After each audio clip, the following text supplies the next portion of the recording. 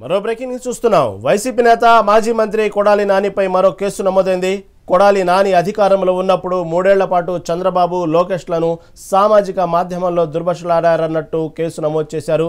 ఓ మహిళగా ఆ తిట్లు భరించలేకపోయానని ఏయూ న్యాయ కళాశాల విద్యార్థిని అంజనా ప్రియ 2024లో విశాఖ 3 టౌన్ పోలీసులకు ఫిర్యాదు చేశారు.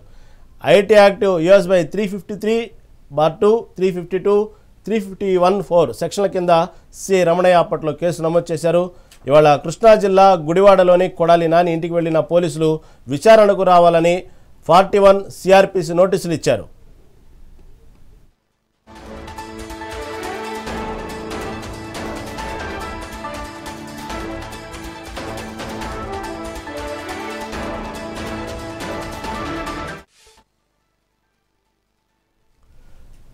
వైసీపీ నేత మాజీ మంత్రి కొడాలి నానిపై మరో కేసు నమోదైంది.